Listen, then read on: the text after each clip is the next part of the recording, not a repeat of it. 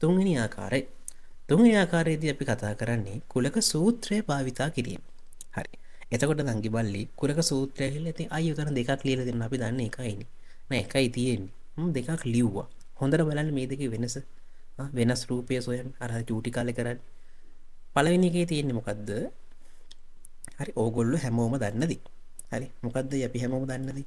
හරි NA මේ මොකද්ද මේ? මාලේ මේලේ.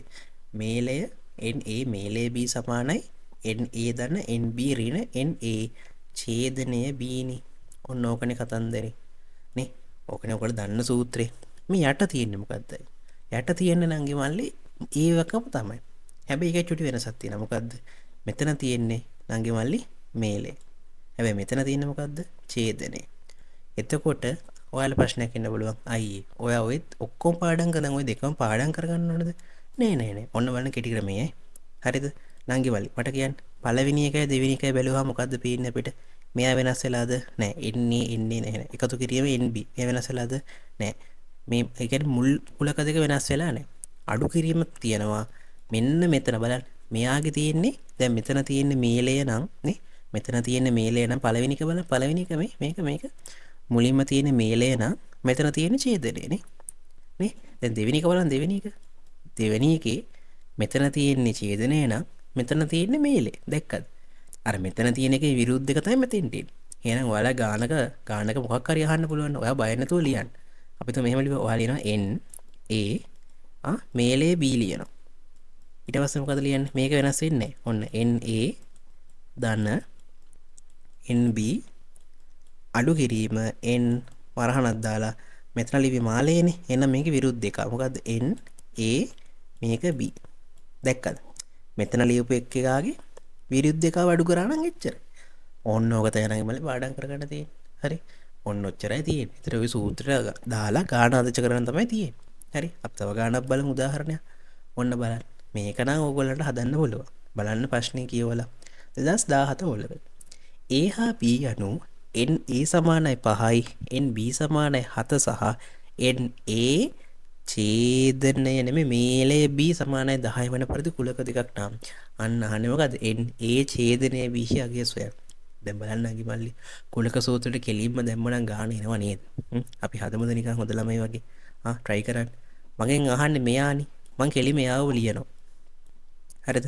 NA ඡේදනය B සමානයි මොකද්ද NA ධන NB ඒක වෙනස් වෙන්නේ නැහැ අඩු කරන්න කියලා අයියා කිව්වා මොකද්ද NA මෙතන ලිවි මොකද්ද කො මෙතන ලිව්වයි ඡේදනයනේ ඔව් n මේක ඡේදනයනේ මාලය ලිපත් ඡේදනයනේ එහෙනම් අඩු කරනකොට n මාලය B n මේලය B අඩු කරා නම් හරි හරිද ඒක රැජ්‍ය වෙන්න එපා මාලය මේලය පැටලෙනවා නෑ ඒක අපි චුටි කාලේ එහෙම තමයි එහෙනම් ගාන හදමුද මට කියන්නේ NA කියන්නේ කීයද 5යි ලිව්වා හරි එලකිරි දාන්න NB කියන්නේ කීයද 7යි හරි එලකිරි අඩු කරන්න ඕන මොකද්ද NA මේ මොකද්ද මේලේ B 10යි හරිනේ ඔන්න ඕක තමයි වැඩි කීයද උත්තරේ ඊළඟට 5 දාන්න 5 7 කීයද 5යි 5යි 10 2 12 එහෙනම් 12 ඍණ 10යි කීයද උත්තරේ 2යි නේද ඔන්න අපි ගත්තා හරිනේ 2 තමයි උත්තරේ පැහැදිලිද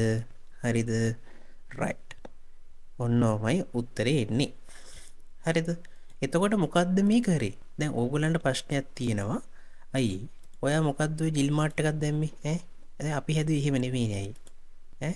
ඔයා එකපාර උත්තරේ ගත්තනේ. අපි හැදුවේ මෙහෙමනේ අයියේ. කොහොමද ඕගොල්ලෝ හැදුවේ? අපි හැදුවේ මෙහෙම. කොහොමද නංගි?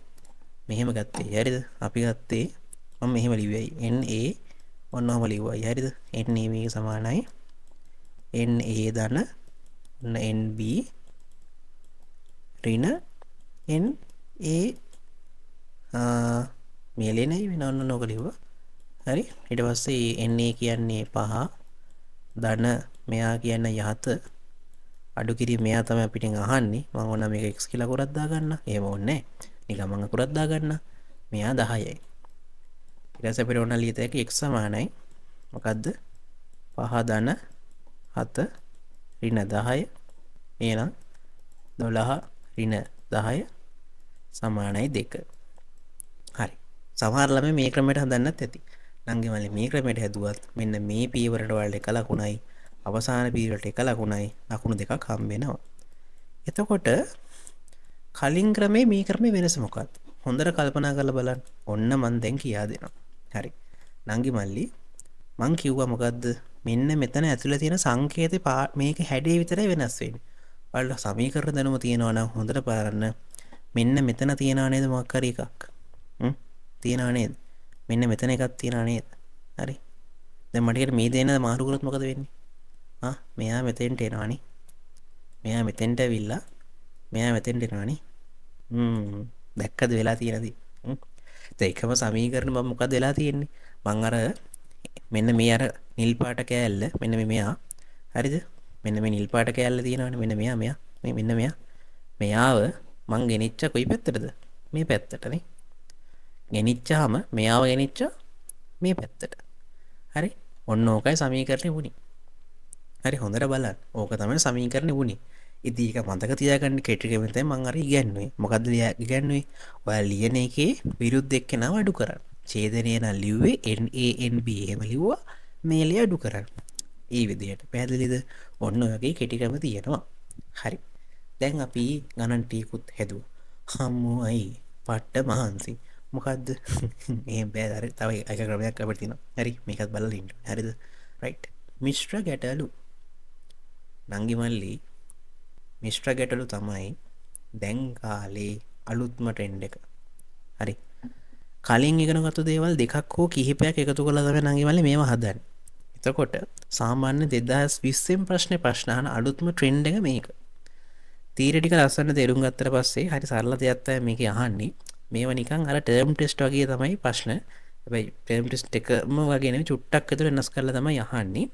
දැන් මේ જાතිය ප්‍රශ්නයක් ඔයාලට පුළුවන් කියන ඇත්තට කුලකරණත් තින් මම තමයි කිං වගේ ඔයාලට කියන්න පුළුවන් නිකන් ඕ නිකන් WhatsApp එකේ දාන්නත් පුළුවන්. හරි ඒ වගේ. හරිද? ඒ කියන්නේ මේක තමයි කුලකවල තියෙන නිකන් අර ඩීප් එන්ඩ් එක වගේ කතන්දරේ. හරි අපි බලමු උදාහරණයක්. දැන් බලන්න මේ උදාහරණේ. NB තියෙන හරි අපි කලින් ගානකුත් ඇදුවා නෑ යන්නේ. ඒ ටිකත් හරි පාට කරලා තියෙනවා. මේක කලිනුත් ආවනේ මේ જાතිය ප්‍රශ්නය. මොකක්ද අහන්නේ? බලමු ප්‍රශ්නේ මොකක්ද අහන්නේ කියලා අපි. හරිද? NA සමානයි 10 NB සමානයි 15 NA මෙයා මොකද මාළේ මේ NA ඡේදනයේ B සමානයි 3 නම් වෙන් රූපයේ අඳුරු කළ ප්‍රදේශයේදී අවයව සංඛ්‍යාව කීයද? ඒ කියන්නේ ඊට අයිති අවයව ගන්නනේ. හරි මේක නිකන් අර 11 වසර රචනා ප්‍රශ්නයක් වගේ නේද? ඊට NB කියන්නේ 5යිලු. හරි 5යිලු. NA ඡේදනයේ B මෙන්න මේ ඡේදනයක තුනක් තියෙනවලු. එහෙනම් මේ ඔක්කොම 10යි ඡේදනයේ තුනක් තියෙනවනේ මෙතන 7යිනේ.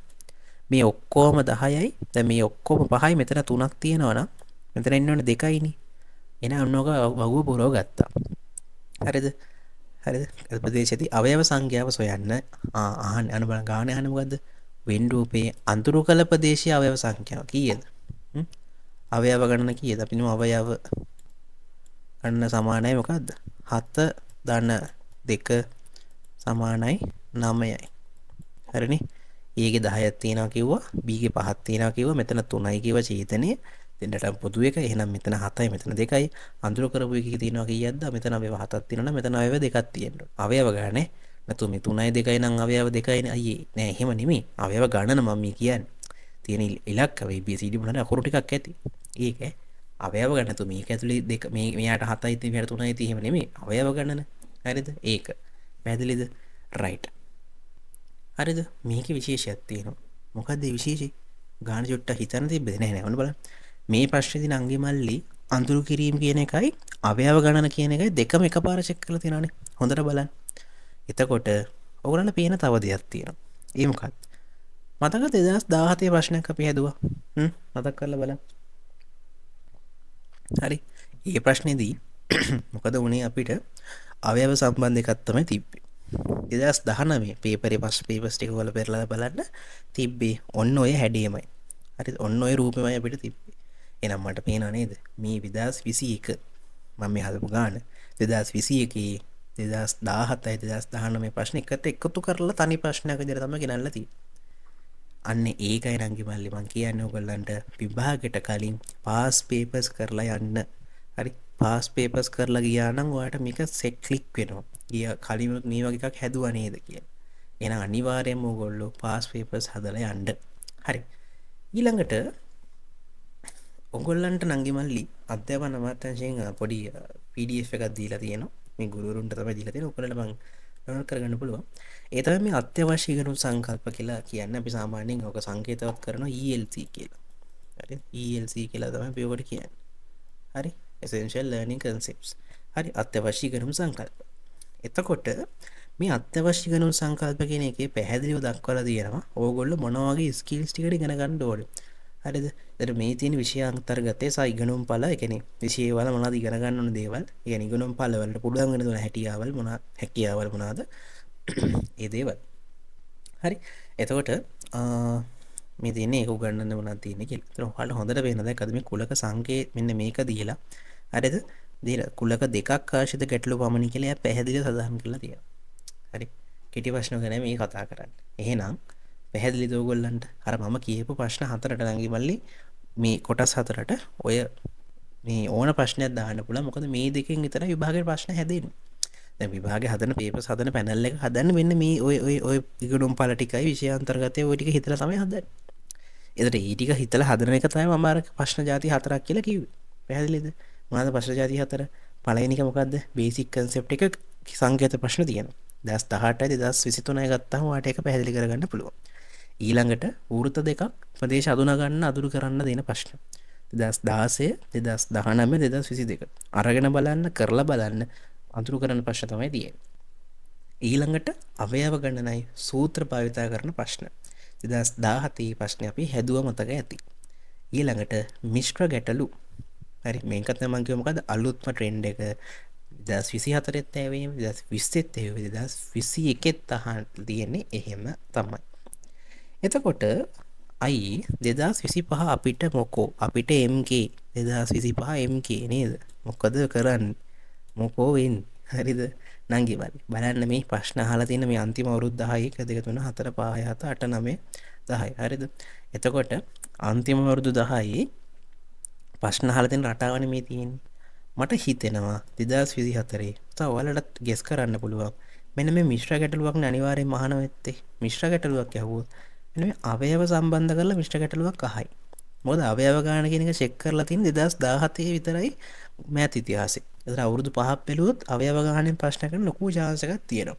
ඇත්තටම අවයව ගානෙන් ගාන ලේසි නේද? මොකද සූත්‍රයක් දාලා ගාන තනින් තියෙන්නේ. එතකොට එහෙම එකක් දෙයි බොහෝ වෙලාවට වාක්‍ය දෙක තුනක් දීලා අපිට ගානක් එන්න පුළුවන්. එහෙම නැත්තම් ගොඩාක් දුරට මම හිතනවා ගොඩාක්ම බේසික් කන්සෙප්ට් එකකටත් වඩා මගේ ඊළඟ ගේසින් එක තමයි මෙන්න මේ වෘත්ත ගානක් මේ පාරේ එන්න ලොකු chance එකක් තියෙනවා. ඒක නම් බය වෙන දෙයක් නෑ නං වල වෘත්ත ගානක් ආවොත් නම් ඇත්තටම ලේසි. හරිද? අපි පාස් පේපර්ස් අවුරුදු 20ක විතර කරනවා. එතකොට ඔයාලට ඕනේ වෘත්ත ගානක් හදන්න පුළුවන්. හරිද? ඒ නිසා බය වෙන්න එපා 2024 MK නෙමෙයි. හරිද? අපිට ගොඩ දා ගන්න පුළුවන්. බය වෙන්න කිසිම දෙයක් නෑ.